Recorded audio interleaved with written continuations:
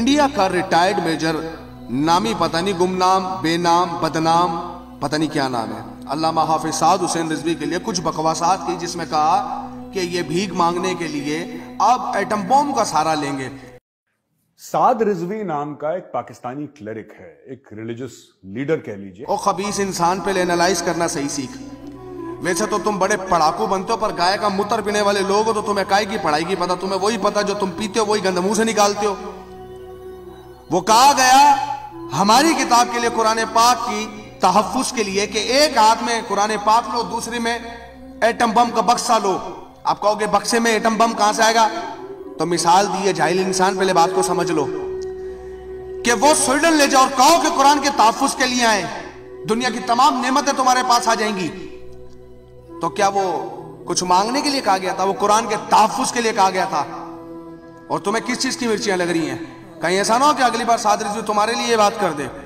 फिर तुमने बात की पाकिस्तान आर्मी के लिए कि पाकिस्तान आर्मी ने इनको तैयार किया है।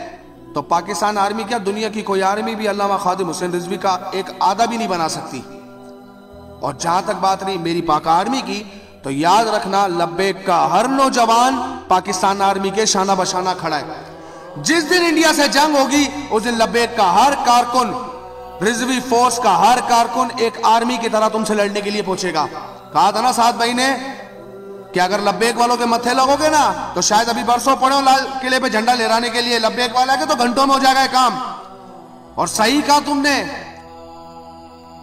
कि हजूर अलैहिस्सलाम की नामूस के लिए मरने के लिए हर लम्हे के लिए तैयार लब्बैक वाले बैठे हैं।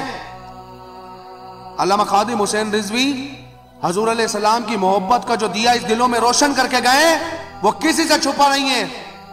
अगर कोई कुत्ता, वो कोई खबीस हजूर अलैहिस्सलाम की नामूस या उसकी हजूर की शान में बकवास करेगा तो उसको जवाब देने के लिए लब्बैक वाले बैठे हैं। तो कोई कुत्ता मुंह खोलने से पहले 10 बार सोचे। हमारा मकसद सिर्फ इस्लाम का दिफा है, हमारा मकसद सिर्फ इस्लाम की चौकीदारी है। और तुमने जहां तक की बात मेरे असलाफ की, महमूद गजनवी की, कि वो लुटेरे और चोर थे और खबीस इंसान, कि जब महमूद गजनवी ने अपनी तलवार उठाई थी उस सोमनाथ के मंदिर को तोड़ने के लिए, उस सोमनाथ के बुत को, तो तेरे वो मंदिर के पंडित पैरों में गिर गए और उन्होंने कहा कि तुम जो चाहे ले लो, इस बड़े बुत को छोड़ दो। तो मेरे महमूद गजनवी ने, मेरे असलाफ ने यह कहा था कि महमूद गजनवी बुत परस्त होने से पुरशिकन होना कहलाना पसंद करेगा। और वो जब वार किया तो उसमें थे हीरे जवाहरात। तो नीयत अल्लाह जानता है। और इस्लाम के अंदर दो ही रास्ते होते हैं, या तो अमन से रहो, और अगर तुम अमन से नहीं रह सकते और तुम मुसलमानों को तकलीफ देते हो तो तुमसे जंग होगी। और फिर जो माल होगा, वो जो जीतने वाला होगा, वो माल उसके कब्जे में आएगा। तो मेरे असलाफ के बारे में, मेरी फौज के बारे में, मेरे बाबी के बारे में बकवास करने से पहले हराम खोरो मुंह देखकर खोलो। तुम्हें जवाब अल्लामा साद हुसैन रिजवी नहीं देगा, तुम्हें जवाब मैं दूंगा।